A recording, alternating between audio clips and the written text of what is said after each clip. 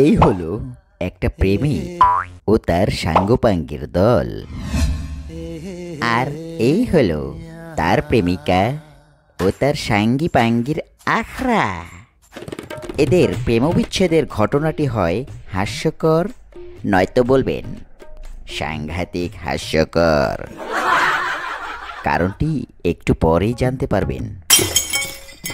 এই কুখ্যাত কানা লোকটি ঘটনাটির জন্মদাতা বলতে পারেন, আর ইনি হলেন এই দলের বয়োজ্যেষ্ঠ যুবক, যিনি ক্ষণে ক্ষণেই মতিগতি ঘুরিয়ে দলটিকে ডানে বামে খালে গহ্বরে দাপিয়ে নিয়ে বেরিয়ে চলেন।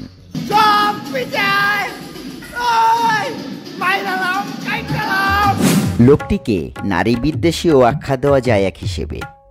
তাই তো এই দলটি বর্তমানে নারীমোহিত দুনিয়া বাঁচিয়ে চলে টিকে আছে মজ মাস্তি নিয়ে, নয়তো এই দলের অনেকেই আজ বিলীন হয়ে যেত তাদের স্বাধীনতা হারিয়ে অন্য 10 জন পুরুষের মতো।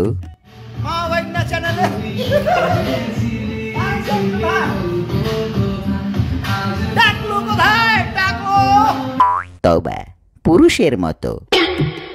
তো সে যাই হোক, ঘটনার মূল গল্পে চলে আসি। একদিন হয়েছে কি, দলের সবাইকে নিয়ে দলপতি ঘুরতে বেরিয়েছিল পাজারো গাড়ি নিয়ে। কোথায় যাবেন ভাই, কোথায় যাবেন? আমি 60 ফিট যাবো ভাই, দাঁড়ান। দিনটি ছিল ঈদের ছুটির দিন। আপনি ব্রেক করেন ভাই, ব্রেক কি করতে পারেন না?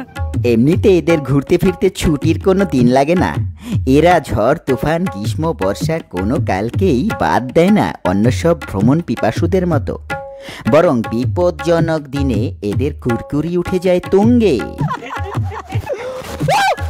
তো সেই ছুটির দিনে কোনো ক্রমে এর প্রেমিকাও ওই একই জায়গায় ঘুরতে বেরিয়েছিল তার বান্ধবীদের নিয়ে।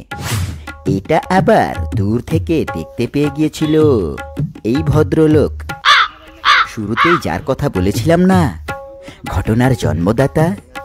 আরে ভাই, দেখবি যখন উকি ঝুঁকি দিয়ে দূর থেকে কেন, কাছে গিয়ে দেখ পাশে বসা পুরুষটা কি ওদের স্যার না দুলা ভাই। তা না, দূর থেকে দেখেই তার আর তর্স হয় না, অমনি দে লাগায়া আগুন।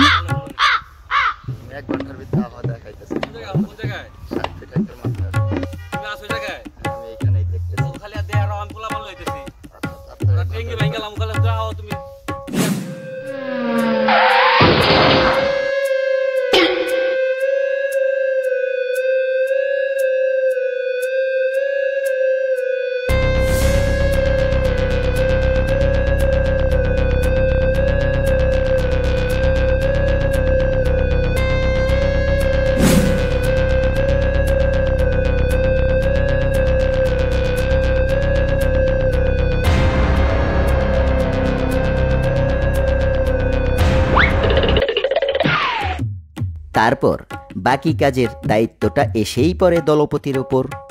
আর দলপতি কেমন, একেবারে তার ছেঁড়া লাইন ছাড়া একটা লোক, যার কাজের কোনো আগা মাথাই নাই। এক কাজ করতে দিলে আরেক অঘটন ঘটায় দৌড় লাগায় সবার আগে। পিছে যে তার সেনা আছে না না আছে তার কোনো খবর নাই।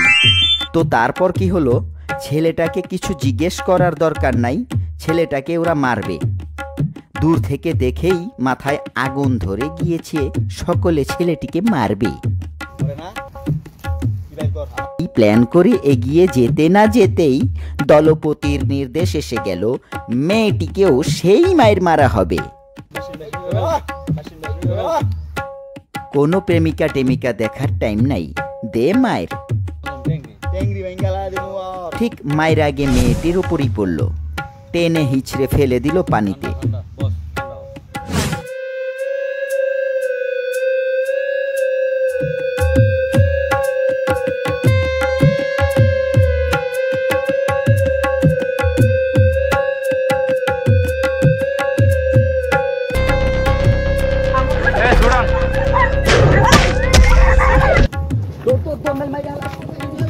গেছে গেছে গেছে, প্রেম ল্যাংরা হইয়া গেছে।